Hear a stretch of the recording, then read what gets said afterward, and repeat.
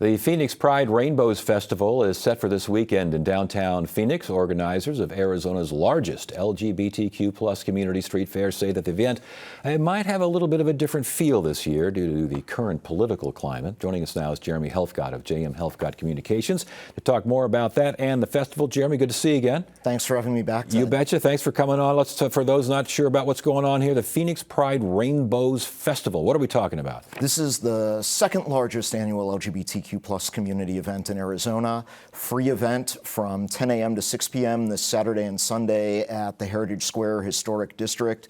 We're expecting a crowd of more than 20,000 throughout the weekend, a couple of hundred exhibitors, community organizations, food, entertainment, wonderful time, and an opportunity to gather as community in a time that's been incredibly difficult for some in our population. I want to get to that in a second here, but I think I refer to it as the largest. But the largest one is the one at Steele Indian School Park, correct? That's correct. That's the Phoenix Pride Festival and Parade weekend, taking place in the fall. All right, the fall, the spring. I got them mixed up there, but we got them all figured out right now. Heritage Square, downtown Phoenix. It's supposed to be a celebration. Does it feel that way? It certainly will be a celebration of community. This is a chance for people to come together and be in a place that's accepting, that's safe, that's welcoming.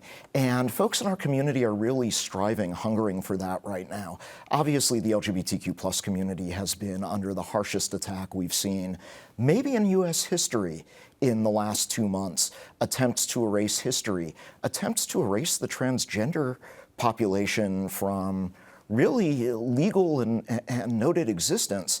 And we're going to be together reminding everyone in the community that they are not alone, that we are continuing to fight, that we are active, and we're going to be seen this weekend, which is critical. I think your executive director was quoted as saying our community is being targeted with hateful and harmful policies at a pace and on a scale we haven't seen in decades. This is the truth. We have seen attempts through executive orders, through unilateral action coming out of the White House, not to mention other attempts at the Arizona legislature. And thankfully here in state, Governor Hobbs is wielding her veto stamp and protecting the community as she has always promised to do. But at the federal level, what we're seeing is at a rate I don't think anyone was expecting.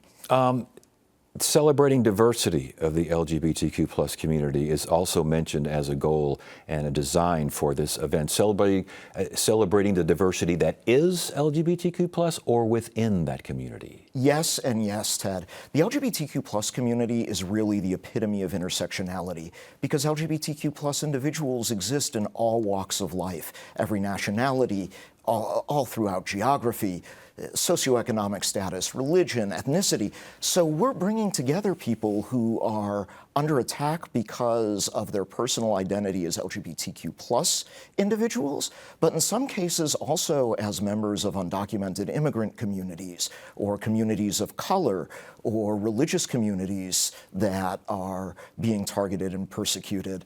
And so we have a lot of people to uplift with what we're doing this weekend. Why do you think the folks LGBTQ+, why do you think they're being targeted? What happened here with the last election and now with the Trump administration and those aligned therein? What happened? Why do you think this is happening? I think this is really a matter of scapegoating that's as old as human history itself. We saw similar moves and sentiments at times, maybe not as extreme, towards the gay and lesbian community. Now the transgender community is under attack. We've had nearly a decade of same-sex marriage. People have accepted that. People have seen that the sky didn't fall. So now they're looking for a new section of the community to target, to other, to try and make different, and to try and blame for problems that have nothing to do with people who are just trying to live their authentic lives and be who they are. Okay, let's get back to the event here. Family-friendly, pet-friendly, the whole 9 yards? Family-friendly, pet-friendly. The four-legged family will be out. It is a free event. PhoenixPride.org has all of the information, including the entertainment lineup, what to bring, what not to bring, who's going to be exhibiting, the food options, all of the information at phoenixpride.org. And that includes parking information, downtown Heritage Square parking information? Parking and public transportation information. Fortunately, the D-backs are on the road this weekend, so parking will be somewhat available, but we encourage public transportation as parking is always more scarce than we'd like it to be. All right, Jeremy Helfgott, always a pleasure to see you. Thank you so much for joining us at Phoenix Pride Rainbows Festival, Heritage Square. Thanks again, Ted. Always appreciate it. You bet.